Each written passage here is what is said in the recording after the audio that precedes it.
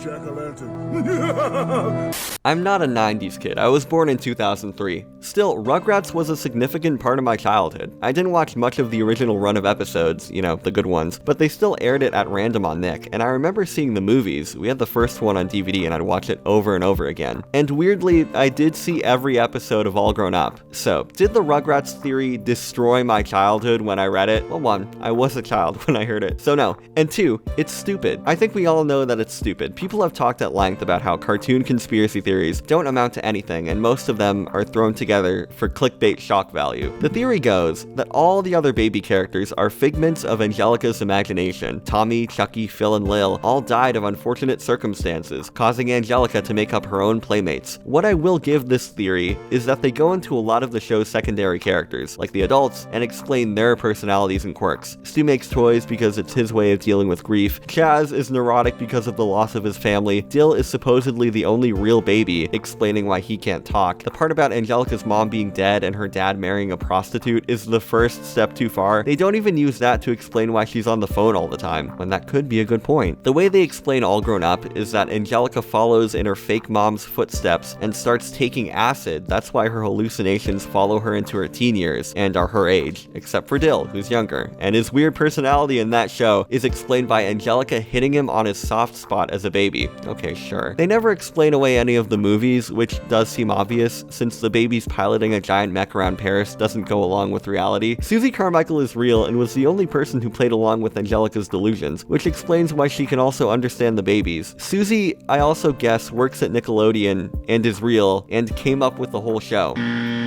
By knowing anything about the production of Rugrats, you know that's not true. I can't believe how many of these cartoon theories try to connect these to real life. It's also sad that the Rugrats theory is probably the best out of all of them. As needlessly dark as it is, they do make some interesting points, and get into as many details as they can. A lot of theories, especially the death or coma related ones, can't be disproven technically, but this one can. There are episodes of Rugrats where Angelica doesn't show up, and why do all the adults acknowledge the babies? Explain that one, liberals. I read multiple, quote, articles about how the creator of Rugrats debunked this, and all they link to is a 5-second video of Arlene Klasky going, "Oh yeah, it's not real. Riveting. Could have told you that myself." There's already an LS Mark video about this, so I won't go into too much detail because I don't have much to say on my own. But apparently, with the whole new generation of gullible people on the internet, these cartoon conspiracies are making a return. Mostly on stupid TikToks and YouTube shorts. I found this one with this horrible AI scary Rugrats art. This is why AI isn't going to be a threat, because it's only consistently used by people who make internet slop content like this.